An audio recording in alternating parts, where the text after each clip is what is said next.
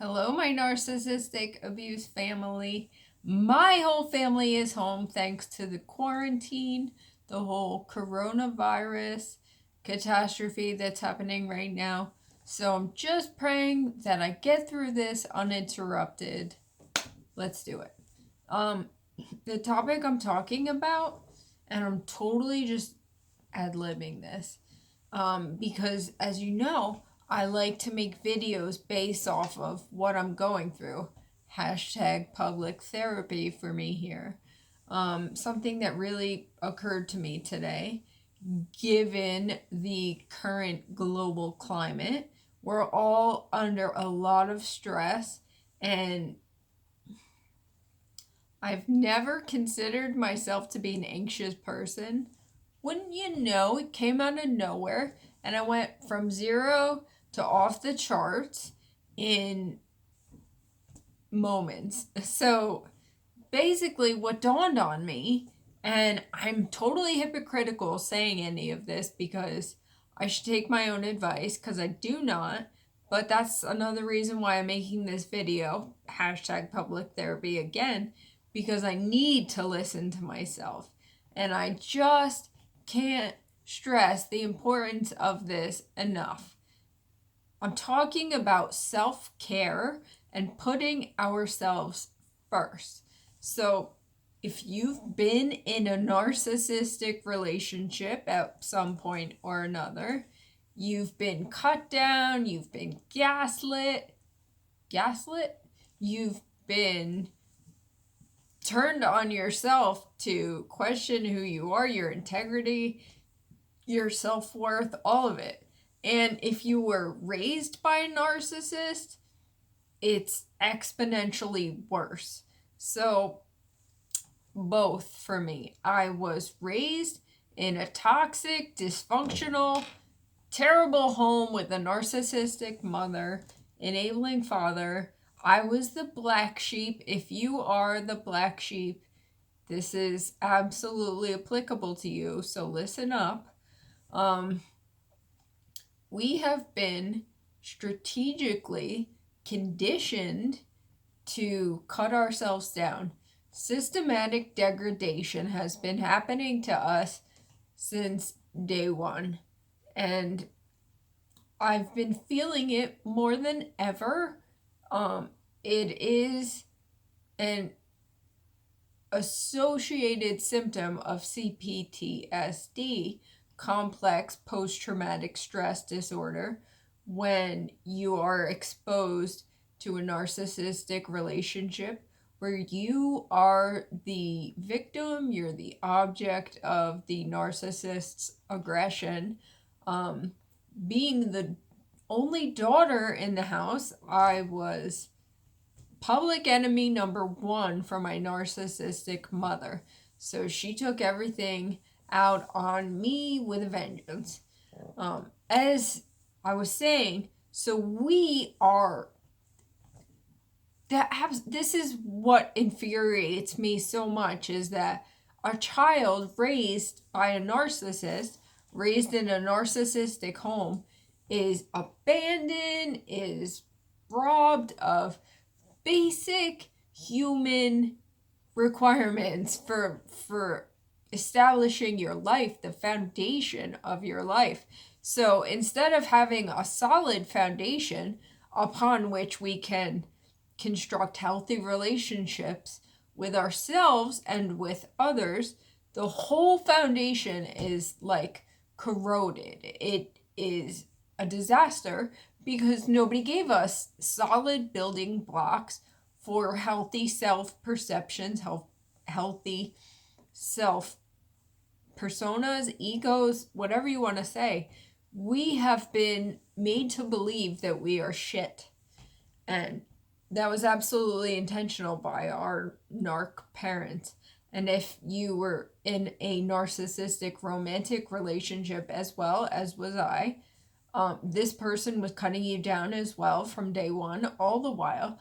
And we were vulnerable because we went into it with our hearts open, and we were love bombed and hoovered, whatever you want to say. Usually hoovering applies to when you're going to leave or you're vacillating between staying in the relationship or leaving for your own sanity. But you were hoovered, you were love bombed, and that drew you into this toxic dynamic.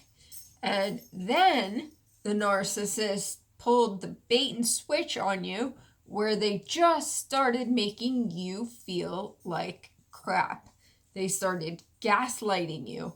Gaslighting you is when they will make you question your own integrity. Like things that I specifically experienced on the receiving end from my narcissistic mother. I'm flip-flopping here, sorry. My narcissistic mother did so many horrible things to me, betrayed me in the worst ways. And when I specifically called her out on these instances, because of course I was always trying to improve our relationship, our communication, because I could never figure out what the hell was so off about this. Like, I could never figure out why our relationship was so broken. Now, thankfully, that I have the narcissistic abuse knowledge under my belt, I see it. I see it for everything it is, and there is no hope with these people. They have no capacity to self-reflect, to better themselves, or to have authentic relationships with anyone. Their sole purpose in life is to put people down and make people feel like shit. I said this in my recent video. Small people, I don't have the exact quote on me. I really need to get it. But it's small people cut off the heads of other people to make themselves look taller. This is the whole concept between or behind what narcissists do. They're always striving to put other people down, all the while they're behaving in a superior, entitled way. So my point is that we have been conditioned to neglect ourselves. As children growing up in a narcissistic home, our narcissistic parents' needs came first. We were always dismissed and encouraged to dissociate from our feelings. So me, for example, I was taught inadvertently, it's never a direct order, it's just an implied abuse. I was never allowed to express my emotions. I was told I was too sensitive or too emotional or whatever. There was no tolerance for myself, for myself as an independent individual, as there was no respect. That's the underlying offense, is that no one respects you. So why would you respect yourself? I'm almost 40 and I'm struggling with this a lot. I'm trying so hard to improve my self-care routine, stuff like that. You guys, self-care even can present itself in your life as the way that you eat, your nutrition. So I was just talking about this with my husband. I was just brought up eating crap because, first of all, my narcissistic mother couldn't be bothered. She was too lazy to prepare meals. Second of all, she didn't give a shit. She just wanted me and my sibling, my brother, out of her hair. She didn't want anything to do with preparing meals or having to feed us. It was just another, obligatory, burden for her. And that's another thing. We were taught that we were burdens. We were taught that we were a nuisance. So amidst the whole coronavirus pandemic, I really wanted to say this because things are so stressful right now. For example, many of you out there are no doubt under the same circumstances. So I have a 6-year-old daughter and an 8-year-old daughter, and school is closed indefinitely, and I'm supposed to be homeschooling them, and it is such an undertaking. I've never appreciated the school system like I do these days. So it's a lot to put on your shoulders trying to assume educational responsibility for these little people. And everybody wants your attention, because you're the rock star in their life, which is cool. But it's a lot, man. It's so stressful. There's like 5 websites to go to complete 4 assignments.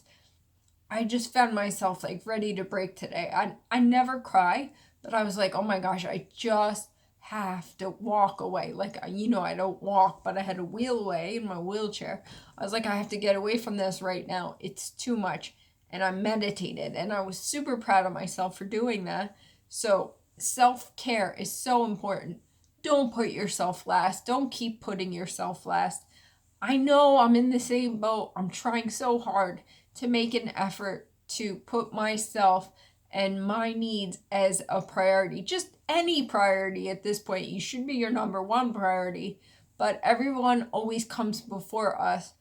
We are chronic people pleasers because of the toxic upbringing, because of the toxicity we have been exposed to with a narcissist, in the relationship as well. He always made me feel like I was needy or selfish, or all the things that they are, like deplorable human beings, they project onto you. So you end up like absorbing all of this terrible, this self-deprecation, and we should have been built up, during the formative years of our life, and we never were. So we cut ourselves down now. That's like the most disgusting part of having a narcissistic parent, is that they turn you against yourself. So please, for the love of God, put yourself as a priority somewhere and work on it, man. Like, just work on getting yourself you really, really have to love yourself in order to move forward, to heal. It's such an integral part of our journey. And I feel like maybe it's the part that I've been missing for a while, because to a fault, I always put everyone in front of myself. And one of the worst quotes that I most despise, I know you've heard it, it's the one about, if you're on an airplane and the airplane is going down, you got to put the oxygen mask on yourself before you put it on your child or your loved. Like, oh, that one gets me. It gets me. It makes me so angry. Don't ask me why. But because it's like instinctual. It's like our human nature. Like, so I'm going to sit there and, worry about myself before I worry about other people. It's so against our nature. But that being said, I'm trying to really emphasize self-care, particularly now during this time of crisis, and do whatever you can. Affirmations, meditations. I listen to binaural beats. I'm really working on like my subconscious programming, because a lot of this horrible programming is subconscious. It's just something that we've learned to accept throughout our lives. So when we think about ourselves, it's ultimately negative, and you don't even consciously have a thought about it. It's just your inherent association. So do whatever you can, you guys, for self-care. It's so important. It's self-love. You have to love yourself. You have to love yourself. You have to love yourself in order to progress forward in healing from complex post-traumatic stress disorder. Getting out of a relationship with any narcissist, be it your toxic, wicked parent or a toxic, wicked partner, we have to put ourselves as a priority. We have to flip the script and start being kind to ourselves. So I hope this was of value to you guys. Again, thank you for listening. It's my public therapy. I appreciate each one of you. I love you all sincerely. We're bumped and we're bruised, but more than anything, we're blessed because we're overcoming all of this toxicity that has been dumped on our shoulders and our lives. God bless you guys. Stay safe with this coronavirus business. See you soon.